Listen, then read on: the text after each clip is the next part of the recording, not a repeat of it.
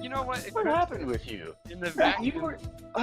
You were the one to wake up the latest that day. It was like that episode was made for you. I thought I had it under control because I like stayed up all night working. And I was like, I'll just get a couple hours of sleep, and then I slept for like 8 hours, and realized we had a podcast. And then I guess my shit was I was all fuzzy or something. Yeah. But am I good now? Yeah, you're fine now. You were getting a little chipmunky last time. That'd be some funny shit if you'd just been chipmunky this whole time. You're just like patiently dealing with it, being nice and stuff. Chipmunky is actually Grant's real voice. This is odd for us right now. He's got this deep tone. It's not normal. I don't like it. Puberty. It's a bitch. All right. Anyway, we started. We're gonna be live. Yeah, it's live. Right, somebody else want to introduce it? How about Grant? You can introduce this time. Oh, hello. Welcome to today's podcast. We're gathered here today with myself, Grant Griffin, Zach, and Dylan. You make it sound like a funeral. We're gathered here today. We also don't have we all take each other's hands. We're born without surnames. Raised by wolves. What are we talking about?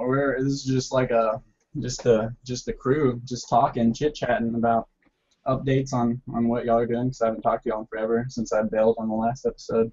That's right. Right. Yeah, check up episode, I guess. Check up. Yeah. There you go. Yeah. So. Well, we started the series with the idea that you guys could follow us along as we make our journey into having an art career. So we sort of wanted to have a quick episode to check in and give our status. Everyone's still employed? Yes. We're still doing okay. Yeah. We're not on the streets yet. Grant, though, I'm not gonna lie, you're the most mysterious one. Who are you working for these days? Same stuff. Doing Hellfire, cards, Heroes of New Earth stuff, and yeah, that's it right now. So all fantasy stuff. For the most part. Pretty much like fantasy illustration. Yeah. That's it. Okay. And that's all, like, is that just what you've been able to get, or is that been, like, have you been able to choose that? Pretty much locked in with that stuff. I haven't really done much marketing in a while. I did a book cover thing. Yeah, how did that go, man? Because you started that. I remember the story behind this. I don't know if we ever talked about this in previous podcasts, but you had reached out to the publisher or the owner, whoever was in charge of that project, like a couple years ago, right? And then he like contacted you a year, 2 years later, or something like that? Yeah, it was like after internship, I like built up a client list during that time, and then I like sent out a bunch of work with my really bad portfolio that I had at the time. And I got in contact with this dude, and he was like, "Oh yeah, this looks cool." And I was like, "Oh, word." And then that was like the only person I heard back from at that time, but no work came of it. And then I completely forgot about him when I was doing. Then I started doing Hellfire and all that jazz. And then like 2 years later, this guy like emails me out of the blue looking to do a cover. He hasn't seen any of my work since. Didn't ask to see any new stuff. And I was just like, so we negotiated out a price, and yeah, and then I started working on that, and it was like pretty chill deadline, and you just needed it like at the end of the year, and I took my sweet ass time with it, and 8 months later, I recently finished it up. There's a lot of interior illustrations. There's like 6 interior illustrations, or seven interior illustrations, and then like a wraparound cover. It was a lot of work. That's a handful. And I had to read the book too. It was this really, really amazing like 70s fantasy, like Conan the Barbarian kind of ripoff, but it was good. Didn't you say, you have to correct me if I'm wrong, didn't you say the original artist that did this cover before you got a hold of it was Frazetta or something like that? Yeah, when it first came out in the '70s, like all the covers were done by Frank Frazetta, so it's just like had like a mild like freak out. That's pretty It crazy, dude. Yeah, this is Like, 'cause- was yeah, like my idol getting to do a cover from one of my idols. So it was really no, intimidating. no pressure. Yeah, no pressure. But I mean, like, what can you do? Like, Frank Frazetta's already been there, so it's just like, well, whatever. I'm just gonna do this thing. There's just no comparison. So, You happy with the turnout? You think like in the because you did how many total? Do you think everything was seven pieces? eight pieces. 8 pieces. That's right. That's right. Yeah, I Um, mean, there's definitely some that are better than others, but I think I got a few good ones that I liked out of it, and it was definitely a challenge. That wraparound was far more challenging than I thought it would be. I don't know. For some reason, I thought it'd just be like another day, but really, because it's wraparound, you got a front and back, you got the spine, and you got the interior flaps. So you're trying to make a composition, like one solid composition, but at the same time, you have to make 5 individual compositions that look good by themselves, but also work together. sure. And that turned out to prove a lot more difficult than I had planned for.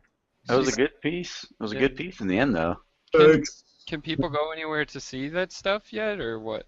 No, I've already leaked like some of the black and white illustrations, so those are on my Facebook. But I haven't. I guess I could show the other stuff. I just haven't put it up yet. He said I could pretty much show whenever, but it hasn't been. I don't think he's published it yet or done the print run. I think he's still working on that. I haven't heard from him in a while. But you Okay. said those are just on your Facebook, so people can go and see those. Yeah. Cool. And you got to do. It sounds like there's some kind of new challenges with that. That's cool. Like you talked about the challenges with like doing the book cover and having like 5 illustrations and stuff. So that's pretty exciting. Oh yeah. It's Oh probably one of the most exciting things in my life so far. yeah. On the whole. At least in the top 10, I'd say. Well, good. That's Yeah. good. Yeah, it's solid. It's a pain in the ass, but got some work out of it. Got some money, which is good. Money's So good. what's you're still in Austin and everything? Yeah, still in Austin, waiting to hang out with what's his face? Who moved down here? Oh, Mickey. Yeah, Mickey. He's been screening me. Mickey And as Seifer. soon as he moved down here, I've lost contact with him. There's no excuse. What? I know. Unforgivable.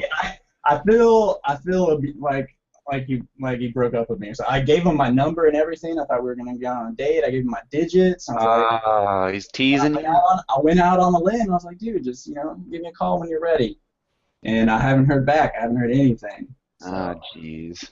but yeah, that's my life so far. I've actually been here for a year now, dude. It's been crazy. No way. I know, Hasn't really right? been that long since that was your birthday party, I remember. That was just a few days before you left, right? Yeah, it's been Oh, since man. I've moved into this place. It's been like 2 days ago. It was like a year of being in Austin. Jeez. Jeez. It should also, I should bring this up too, with the Hellfire stuff. That's probably been your longest running client now in your career. Mine, I only say that because it's been mine as well. We started around the same time. All of us were around the same time, and you've been consistent with that since what was that, June? June of 2013. Like a year and a half or Yeah, something. yeah. That's pretty wild. Yeah, I really, when we first started with that, I thought it was gonna be like maybe like a 4. I was hoping for like a solid 4 months of work or something like that, but Mm-hmm. they keep plugging along, so it's good. Yeah.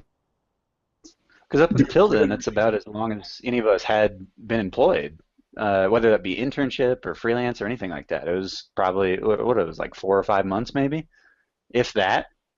Yeah, something like that. Yeah, that's not too bad to be going that long as a freelancer even, having consistent work month to month. That's nice. So what's like that book cover was something obviously that you wanted to work on, right? You got in contact with that guy, so like what's next for you? Like, is there anything you're working towards right now? Game plan right now is to keep up with the DNA stuff, and then I usually grab a heroes piece in between those jobs. So I usually get a week space in between the card sets.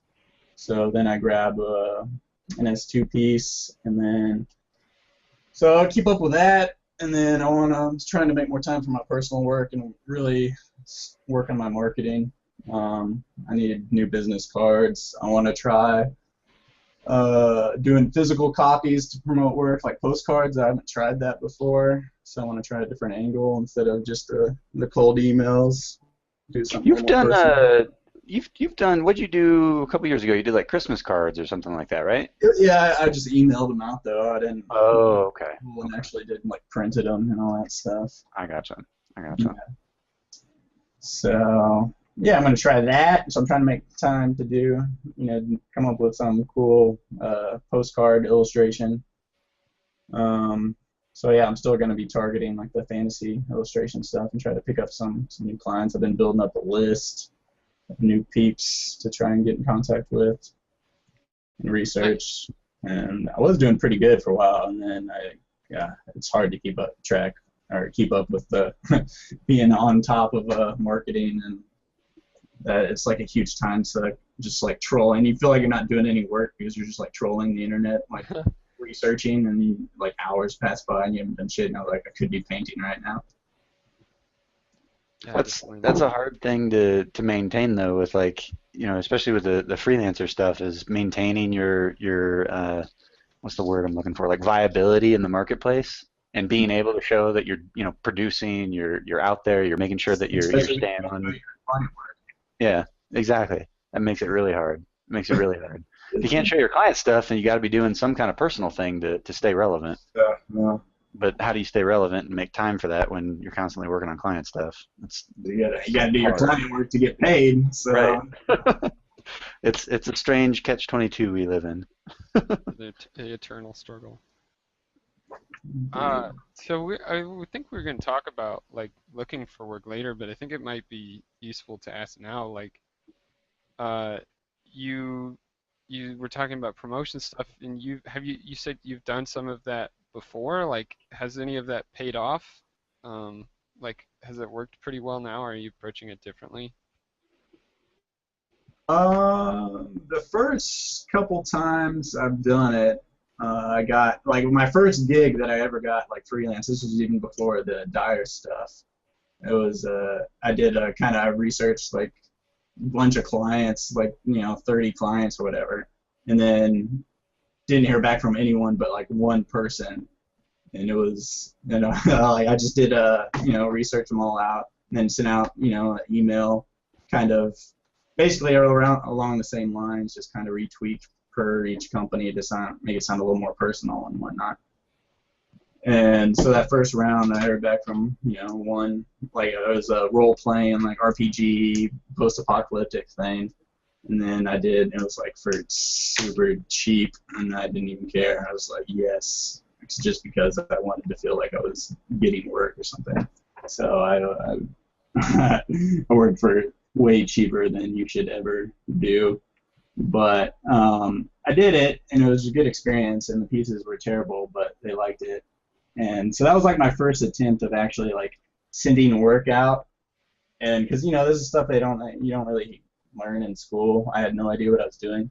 What? Let me. I gotta jump in there real quick because you said it was a good experience.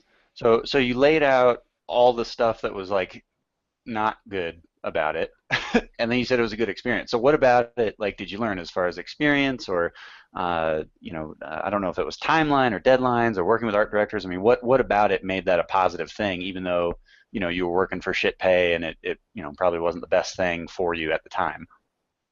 It was definitely just the overall experience of going, because at Dyer, at our internship, we kind of get a little bit of that, but it's not the same as like going through an art director like via email and like coming up with a process, like having to send off your thumbs and color roughs, and just the fact of like talking out pricing and just basically being in contact with an actual art director with some sort of job on the line, and then having the pressure of the deadline. So I had no idea what I was doing.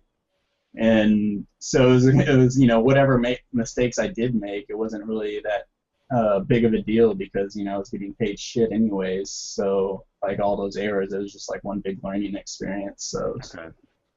communication and, seeing if I could hit a deadline on time anyways, because, I've only done, the work for myself really and didn't have that kind of pressure to get stuff done. Gotcha. So in that regards, I think it was helpful and kind of got my feet wet. Cool. Well, Dylan, do you want to go over your current status? Sure, yeah. So I'm working with on the same game that Grant's been on, Hellfire. That's been pretty consistent every month, which has been nice.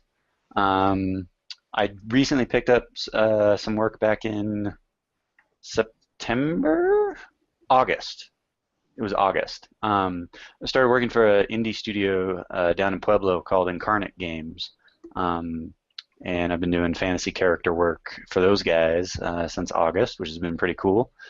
They're actually in the middle of getting together investors and people that can bring in capital to keep the game moving forward. But so far, I mean, what they've collected has kept me employed. So I've been grateful for that. It's been pretty cool. And recently, I started doing some environment stuff for Heroes of New Earth.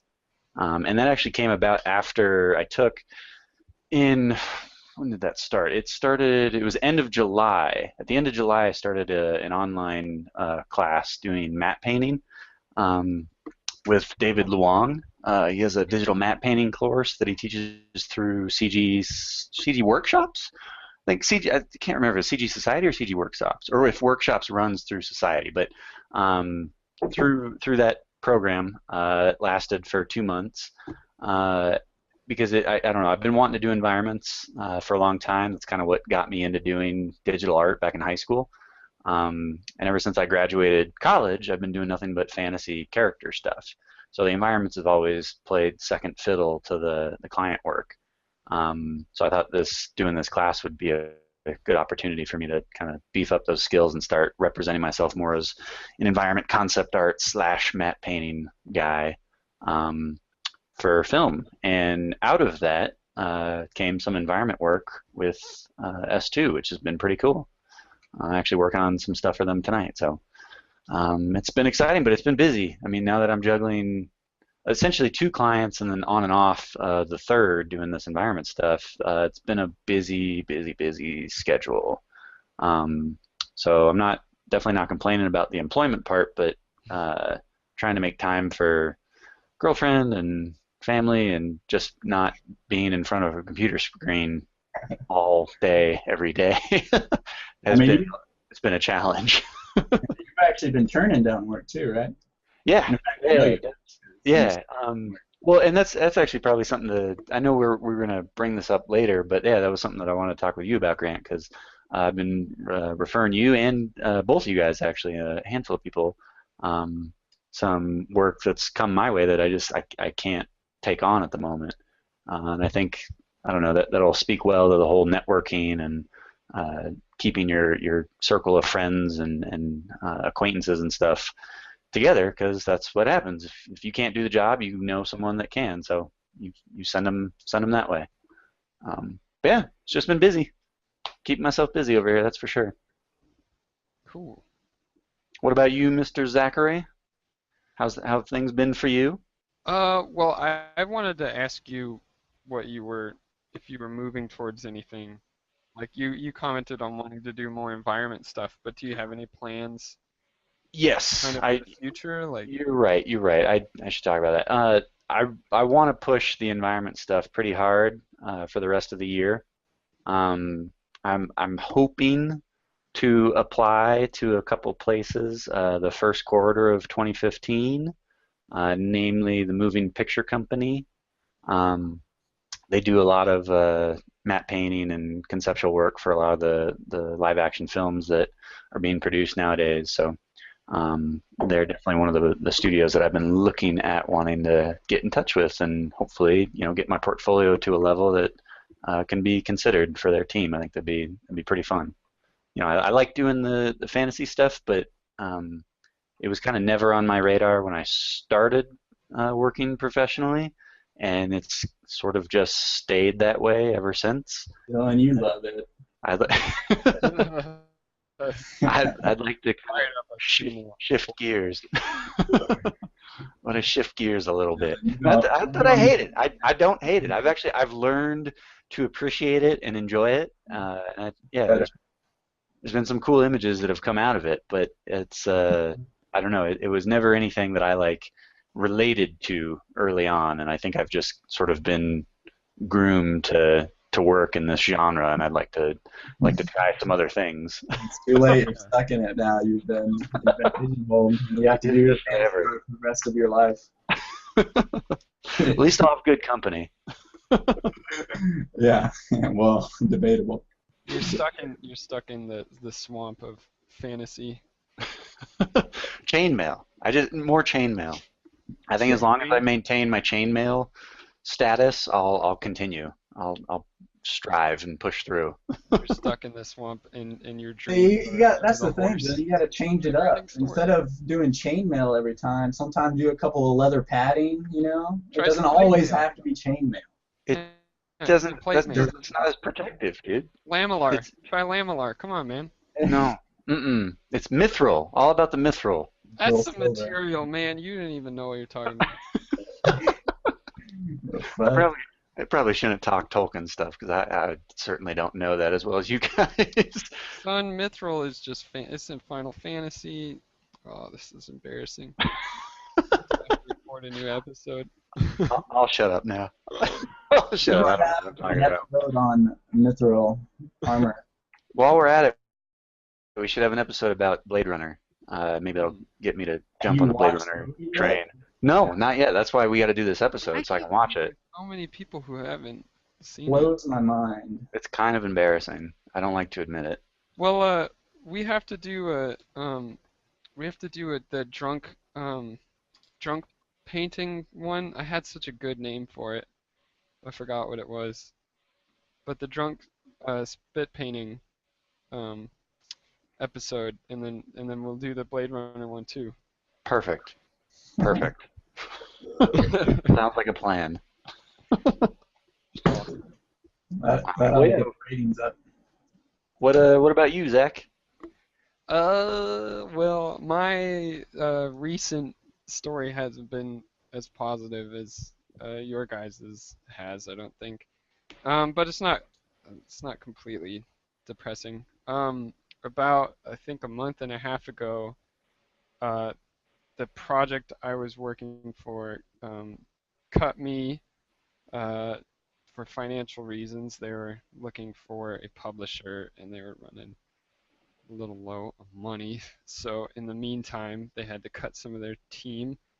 That's kind of how video games go. It's a really volatile industry, so I wasn't too surprised, but it was kind of sudden, and so that sort of sucked. I was gonna ask, did you get a heads up so you could start prepping to find new work, or was it just yeah, we can't pay you this week?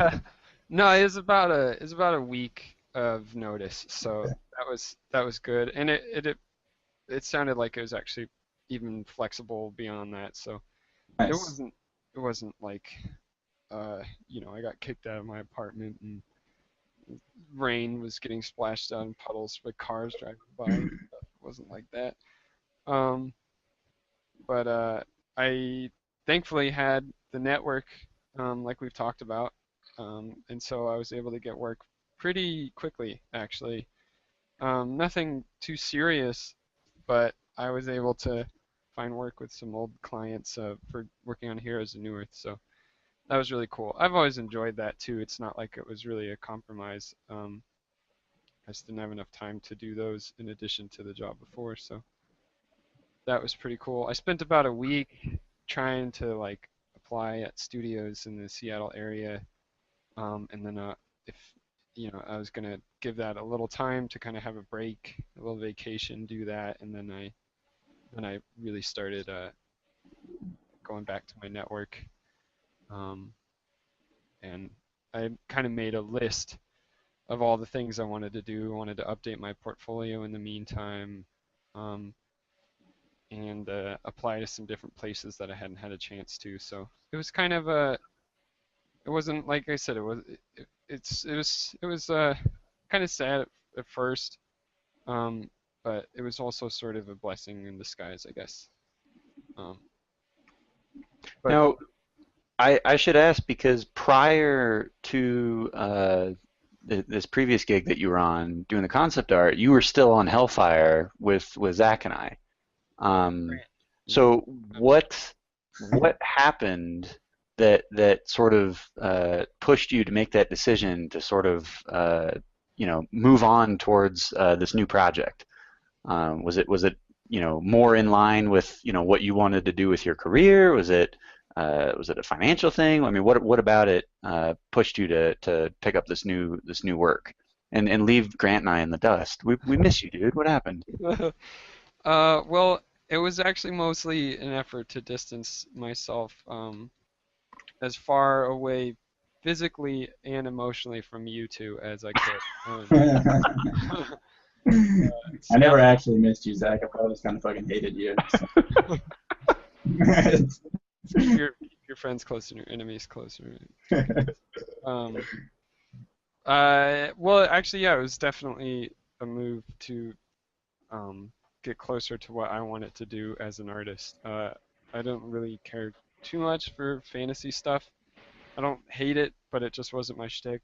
And so I, when the opportunity came up, it wasn't really even a money thing. It was just like, this is what I need to do because I kind of knew once I got into the sci-fi stuff, I was going to have to sort of redo all this learning and find out what was going on in the sci-fi world because I'd been in the fantasy world for so long. So I didn't. The pay happened to be better than Hellfire, not by too much.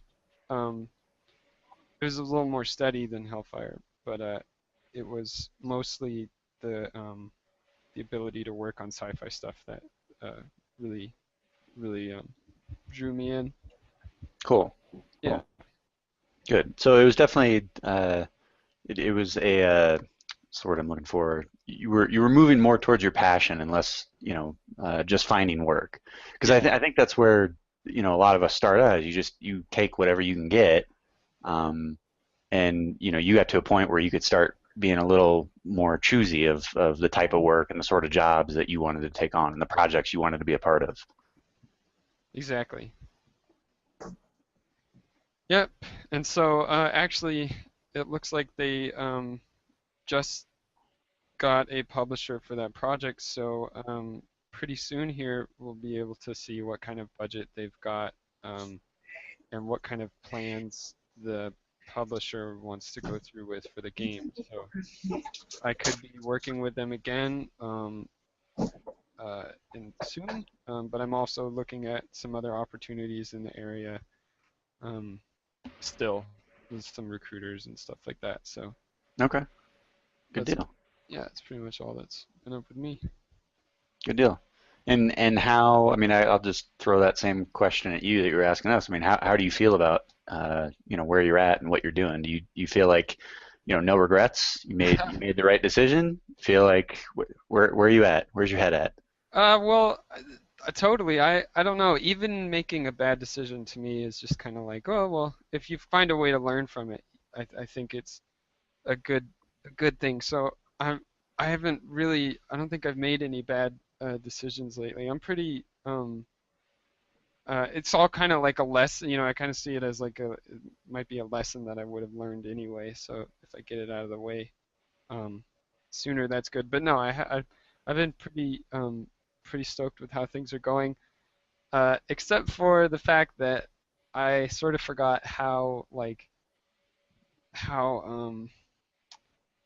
lonely freelance you can really get when Let's talk about the depression. Let's go there. yeah, well, cause like, man, like within the first, oh, it was bad, dude. Like within the first like couple of days, it went from like I was going to bed at 10 o'clock to wake up at 6, when I was working on the game before, and within like 2 days, I think I stayed up till like 5 o'clock at night with you and James, with both of the Jameses and that crew, um, and I woke up at like noon and I was like, oh no, like not this again.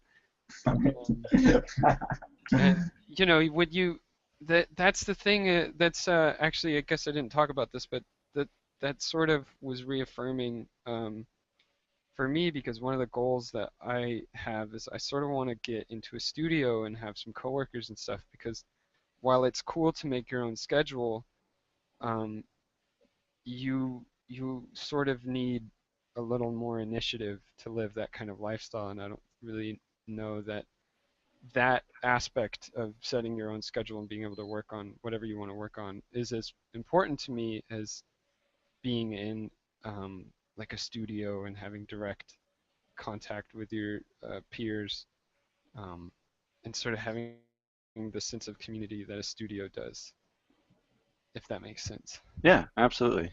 Just a bit more structure and then having, like you said, having people, actual Mhm. real people you can talk to.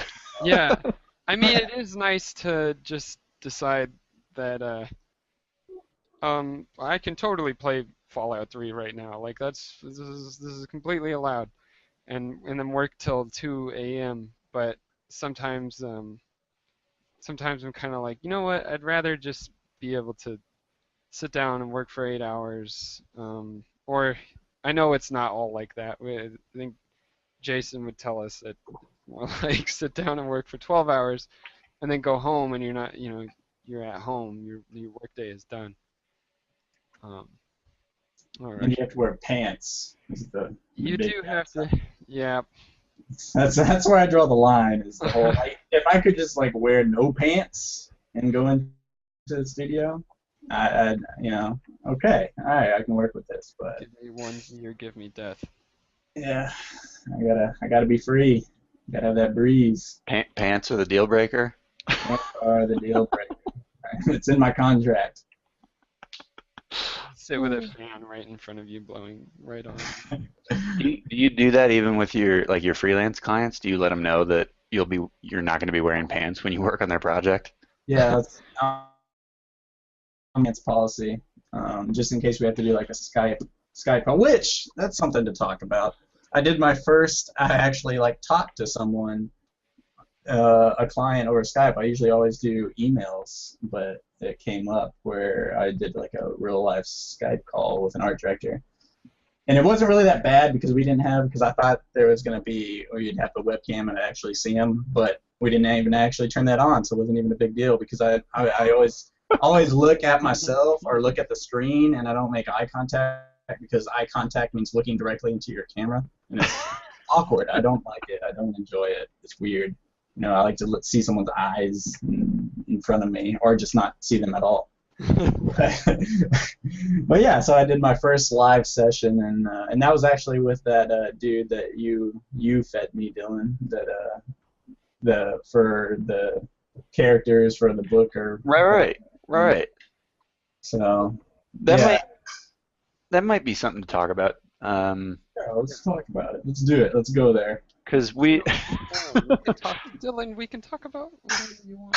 we talk whatever we want, whatever we want. Zach, we're done talking about your life. Let's get back on the Talk about meat. Swiss cheese. We're done. Grant, let's talk about Grant's no pants clause in all of his contracts. That he fights, That is true. We thinks can he's come back to fighting that. tooth and nail for, but they're just kind of like, yeah, dude, fine. We're not gonna give you more. I'm like writing in red ink over their contracts. I'm not wearing pants. You know, I noticed something about this contract. Are pants mandatory?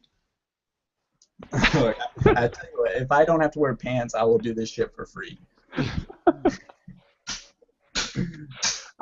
Are you wearing pants right now? Are you? No, dude, I'm not wearing pants. No. I don't think he's even wearing a shirt. I saw That's that. yeah, no, just fucking. It's Texas. I don't have the AC on. I'm just fucking naked talking to you guys. And that's just why we should probably do the cams on for everyone. Get real. You know. That's another podcast. That's another podcast. Okay. We'll touch you later this podcast. I'm gonna do life drawing of Grant. Just gonna be like, it'll just be like directly on my nipple the entire time. Mm. Good. And God forbid I have to get up to go to the bathroom or something. You know, that's actually the completely off topic, sort of, but that was one of the first things when I was in life drawing. Did you guys have Teddy for a life drawing teacher back at RimCAD?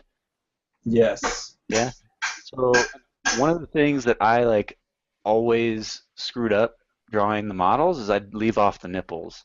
Like I do the chest and I do breasts and I do whatever and noses and ears and all that You stuff. draw And the dick, I always all the nipples. forgot the nipples. And there was a day when Teddy came over and she's like critiquing everyone individually. Like everyone's still drawing, but she's coming around to each person individually, like whispering to them or saying, "Hey, you should try this, this." And I remember, I don't know if she did this on purpose, but it was just audible, so the whole class was like, "Dylan, you forgot all the nipples in all these," and I was like, "What the hell, Teddy? The whole class doesn't have to know that." I'll get them. I promise. I'll work on it. So what is your issue with the nipple, Dylan? It's just it escapes me. It escapes me. And what is? I don't know. It's Purple just nipple in elementary school, and it's the memory of the pain has left you. I don't like to talk about it. I don't like to talk about it.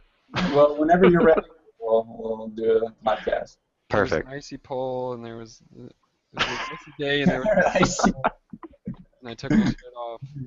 It was a day. Wow. So Great segue. Perfect segue. So you had that Skype session with the AD that I had talked with, and that project actually came out of one of our old teachers back at school, who kind of knew some of the stuff that I was working on as far as the fantasy stuff was concerned. And there's a writer in the office that this teacher works at now, and he was looking for someone to do fantasy character work for a novel that he's working on. So I went down there and I met with him, and we kind of talked shop, and I got to hear his pitch and see what the characters were all about and all that stuff. But that was at the same time I had just picked up work with Incarnate, the indie studio out here in Colorado.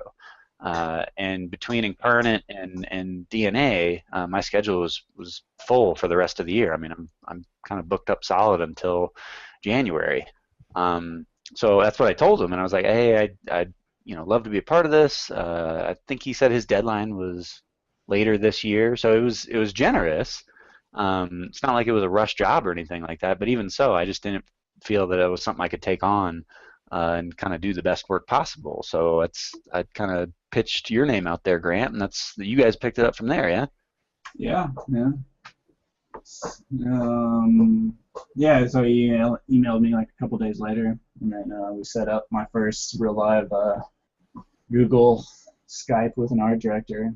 So, yeah, that was good. We basically just did the same thing y'all did, talked about his characters, the book, got everything he wanted, and then, did the whole awkward conversation about pricing and stuff, and he kind of gave me a ballpark of what his budget was. And it was for the work that he wanted. It was definitely lower than what I had wrote down, like planned for. And I told him that, but I told him because he wanted like some. I think y'all talked about this too, Dylan. He wanted like really finished, refined characters, like a lineup of 6 character kind of deals. Yeah, exactly.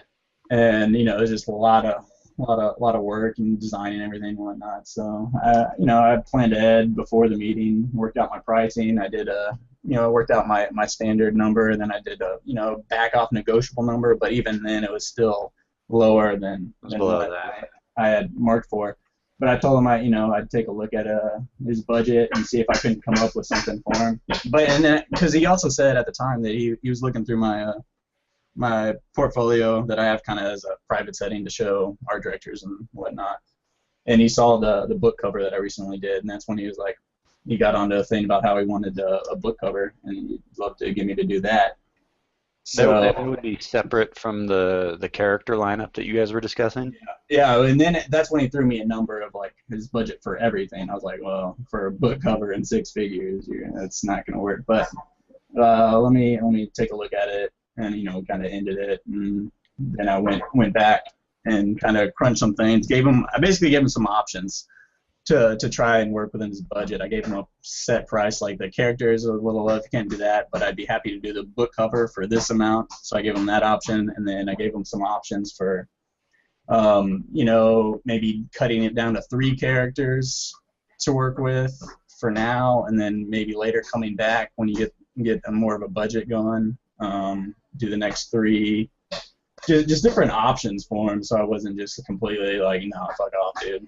But or like maybe one central rendered figure and then a lot of fall off on the rest, and just kind of get a good read, kind of and adjust for everything, and so I gave him some prices, and so that's kind of where he left it, and he said he was definitely down for the pricing on the book cover, so for the wraparound whenever he's ready for that, and then he's gonna try and work out pricing see if you could come up with some extra money for the character lineup and stuff. So, and that's kind of where we left it. So. Good deal. Yeah. That's good. Nice.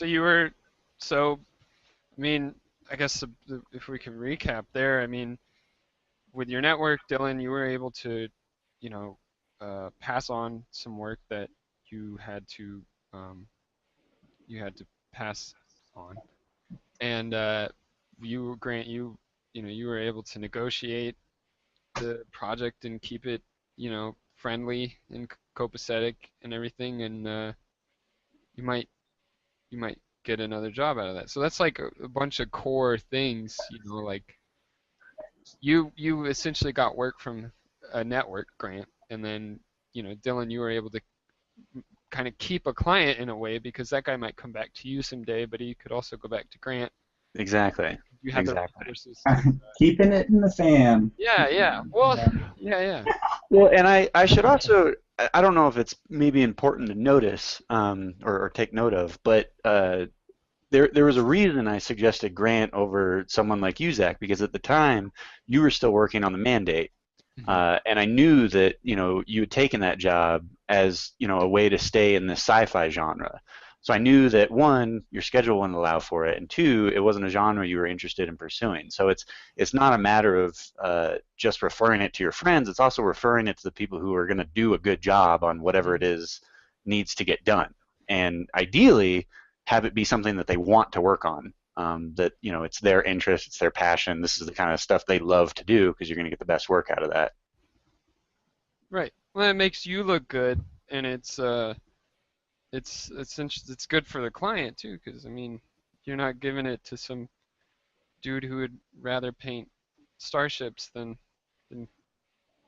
castles. Exactly. Cool. So I guess we could talk. I mean, that kind of covers ways you can get work, but in the chance that you have to look for work, say losing something, what kind of things, what kind of plans do you guys have for stuff like that? How can you? Well, I think for me it's building and maintaining a good relationship with the clients that you're working for, and even like you mentioned just a minute ago, not necessarily the clients that you're working for, but potential clients. Knowing that there's a relationship there where if anything happens where you're kind of out of a job with client A, you can kind of go run to client B and say, hey, do you guys have anything for me? For me, that's kind of the the biggest thing, is maintaining those professional relationships, so you have the ability to do that, in the future, if and when the time comes. I think, leaving a bad taste in a client's mouth is not, one, it's not good for, professionally. It's not good for your reputation. Two, it's kind of just like shitty. It just it doesn't feel good. I don't think anyone goes into a job thinking like, oh, in 6 months this is all going to end in a fiery blaze. Like no one wants to go through that. And sometimes I guess that can be unavoidable. But if you do good work, you're easy to work with, you're on time. I think those were the three tenets that Neil Gaiman was talking about. Like, Yeah, if you're easy to work with, if you do good work, and if you're fast. I think. exactly. Like if you can maintain at least two of those qualities, you can maintain employment. Ideally, you want all three. And always, strive to hit all three of those marks. But I think as long as you do that, you can be and stay and remain gainfully employed. And I think it's kind of an example of what happened with you, Zach. Like, through financial reasons or whatever the case may be, like, this job that you had that was your steady, work for however many months, is now taken from you. But you're not left out in the dark. You have people that you can go to. You have clients and you have companies that you can speak with and say, hey, remember me? We worked Yeah, together. I made good stuff for you guys. You liked what I did. Can we work again? yeah. Well, and also one of the points I wanted to hit on was also being prepared for stuff like that to happen. I don't think it's something that really is taught in school. I actually got picked this up in school, so that's but I don't know if that necessarily worked out for everybody, but I definitely had a bit of money saved up just for that kind of scenario. Like that was definitely like to make um when I started to actually make more money than I to pay rent and like when I wasn't living just hand to mouth, um, the first thing I started doing was just saving up a buffer so that if I didn't get work for a while, I'd have something to live off of. I think that's one of the first things you should do so that you can maintain momentum because like I mean, shit, just getting out of like Starbucks was such an ordeal because I need to save up enough money to have the time to be unemployed and start getting work that was art related. So, and even then, once you've gotten work that's art related, you need to start saving up again so that when you lose that work, um, you don't have to move, back in with your parents, or you don't have to kind of take yourself down a notch. Uh, I thought that was really important, and it helped a lot actually. It kind of ended up being a little unnecessary just because my network was pretty good, but it definitely when I was in New York last year, uh, all the money I pretty much used all the money I had saved up just to keep painting and not having to go work at Hobby Lobby or something. Right. Let Yeah. me let me ask you this because I think that's really interesting. Because once you actually are making, going back to what you're saying, making enough money to where you're not blowing it all just on cost of living and like month to month, and you're actually making extra money to put away. What was your a game plan? Like how were you setting that up? Did you have a goal in mind of like how much exactly you wanted to be built up in your savings, and that you were taking out each paycheck that was just straight, all right, I'm every month with this amount of money that I get, I'm putting it into this checking account for and then splitting up. This is all my taxes. This is going to be for travel. Did you have a game plan for that, or are you just like kind of like chunking some money away and like save this for later? Well, so it's kind of more complicated than that, but the core was essentially when I was working at Starbucks, I was saving money so that I could quit and work on art. And so I was living really sparse, like really Spartan. I was like was eating like PB&J and like, rice and beans, whatever it's point. But I was just saving money for that time. And then when I did finally quit and I was searching for work, I was using that money. And then when I did get work, I was still living at that same level because I was saving every bit I could. Like I just I just chose, like this is as bearable, like this is the lowest quality of life that is bearable for me, and even then it was really I just needed to support myself painting all day. So I just needed food and I wasn't really spending money on video games. And but a number that I worked out was Hugh Alexander, a teacher at RimCAD, said to save up 6 months. So I looked at rent, bare minimum for groceries, and utilities. I didn't really plan on saving for anything else, and I saved up that amount, 6 months worth. And then once I was able to do that, I started looking at like, okay, what's next? Like I actually wasn't making student loan payments during I that. was just gonna say, were That's your probably loans a part really, of that? yeah, I should have brought that up before, but at that point, the amount of money I was making was so little that you can actually do an income-based repayment plan, or I was able to. I don't think everybody can, but the idea is essentially you're in a financial um, like hardship, so the amount of money that you're making, like they're not going to take out, student loan stuff because it's money that you need to eat. And I sort of saw it as like, I guess the money that I was saving to quit Starbucks with could have been going to my loans, but it was the whole reason I fucking went to school was so I could be an illustrator. So it didn't make sense to me to pay off loans with a job that wasn't what I went to school for. So I was like, oh, I can do the income. I felt I don't feel like I cheated or did anything illegal or anything. By not paying back my loans. I don't know. It just means more interest in the long run. So I saved up 6 months worth of just bare minimum money and figured if I needed any more money during that time, I could go work at a cafe like 8 hours a week. It just makes spending money. But I wanted at least a roof over my head, and if I had to go forage mushrooms and berries, then I could do that. Did that answer your question, or did I just get really long-winded? It was good. You done good. Guys, I nailed Yeah, it. Cool. you got around to it. You got around to it when I was looking for it. 'Cause I was wondering because I've always heard 6 months, but I couldn't remember where I've heard that number. So I'm guessing it was probably Hugh is where I got that because that's exactly what that is, like 6 months. I need 6 months Yeah.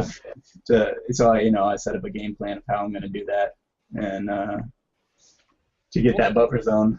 And I think the important thing about that is because it's relative, like it's not I wasn't saving up 6 months of like I'm gonna maintain the lifestyle that like I have right now, for instance. I was saving 6 months of all I'm doing is working on my portfolio and looking for a job. Like I was saving up like 6 months of bare bare minimum essentially.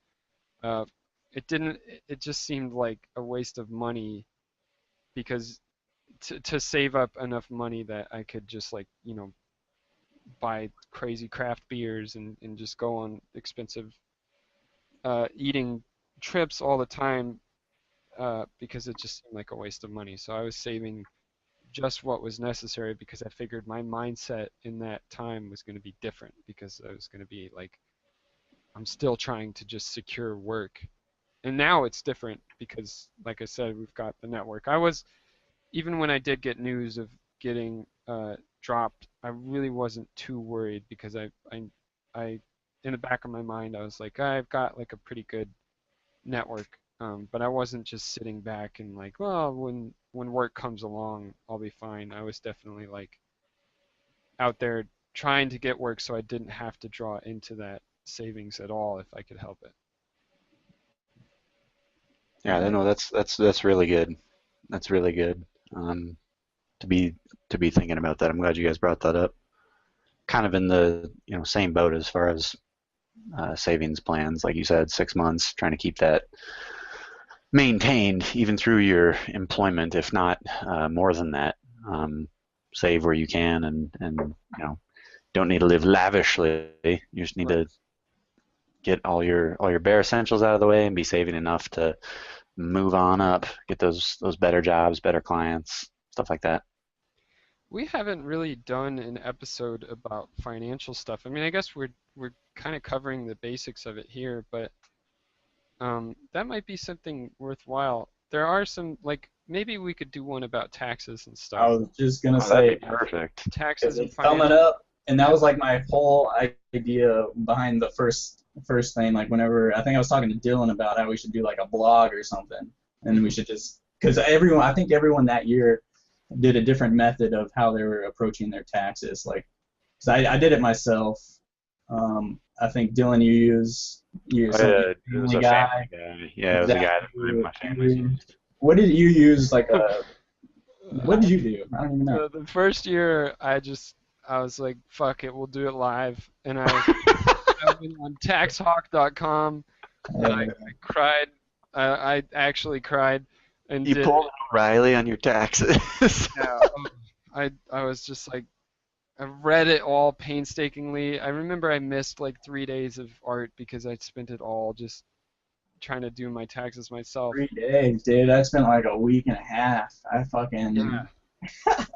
numbers. It's scary, but but god damn, that was so valuable to do that.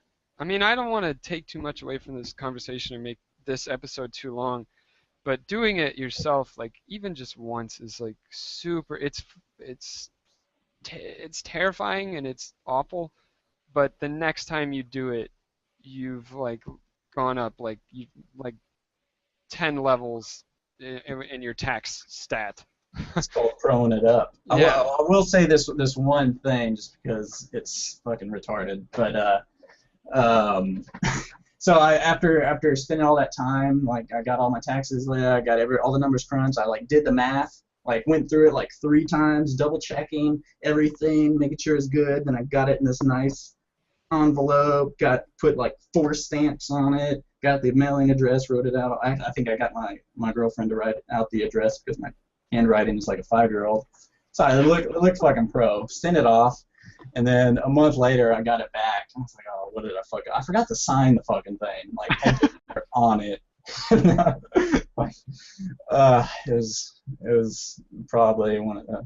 I went down a notch. I was like, damn it. One job. I went through all that like week and a half of like math and figuring out how to do everything. And the simplest thing, I just forgot to sign the friggin' thing. It was an all-time low.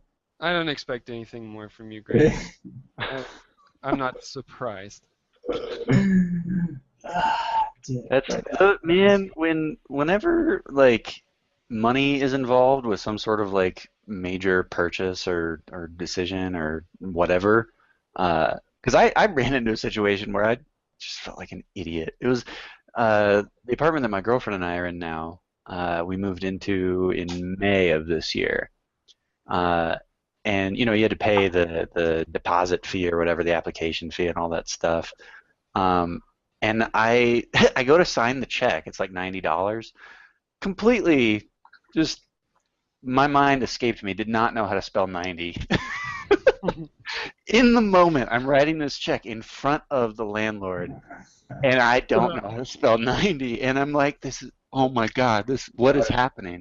Like, this is terrible. And it had gotten to the point where it was one of the last apartments that we were looking at. So it was down to the wire. We had to sign for this, or it was going to be another, couple weeks that we were going to have to look for another apartment or something like that. And I'm like, man, if we lose this apartment because I look like a fool in front of this guy right now, I'm going to be so mad. All right. So, yeah. 90. I Did you learn anything, Dylan? did, Did you did learn? did I learn anything? Um, oh shit. Don't get on Google right Why now. did you do that? Why did you do that? You know what though? Everyone I needs always validation. you know Oh my god. when you go eat and you get your receipt back and you get your tip line, uh, sometimes like if you want to make it even, like a round number, you'll try and make the tip amount like it's like your bill is like 8.35, so you're like, oh man, I'll make this 10, and I'll like fill out the total. I'll write 10 for the total, and then go figure out the tip line, and I'm like, oh shit, and I'm like sitting there like, wait a sec, I know 8 plus 2 is 10, but it's not 235. Like I'll commit myself to doing this math. Then I'm like, I'm not sure I can do this. And I'm sitting there, and cashier's like looking at me. Just sweating. Yeah, I'm just like, oh my god, like I should have just wrote $2 for tip instead of like died to Just the back of panicking. my head. Basic math, just Yeah. like doing math at a fifth grade level. Well, it's always like, you get like the numbers like 635, and 6 plus 4 is 10, but the answer, because that would make it 1035, so you're like, oh shit, and you're trying to keep track of that as well as, I don't know, we're not meant to do math, man. I gotta like draw, I gotta still draw the math, like we're visual people, so I gotta like on the back, like hey, don't flip it over and look at could you check my work? Like, somebody, I don't like being on the spot. Like yeah. if you give me a minute, I'll take care of it. I promise. But I don't like writing numbers in front of people. I will figure it out. I'm not clueless. I know this. 65 plus 35. But if it's that pressure, and it's like, no, I'm not going to get that number. It's not going to happen. Yeah, you start to doubt yourself. Like you start to doubt shit that you knew is like basic. You're like, Oh yeah. oh, I know that's what it is. Yep. And, wait, maybe it's not. And then I have like flashbacks of like being called in my pre-algebra class on like getting, because I'm like sleeping, and then I have to go up to the board, and I'm just, that vision comes to my head every time I try to figure out a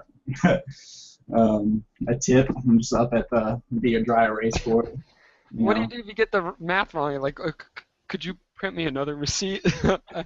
Not like that. I'm You know gonna what you do? You know what you do? Trevor actually taught me this. If you're tipping 20%, you just slide that decimal place over to the left one spot. So like let's say your bill was 19.35.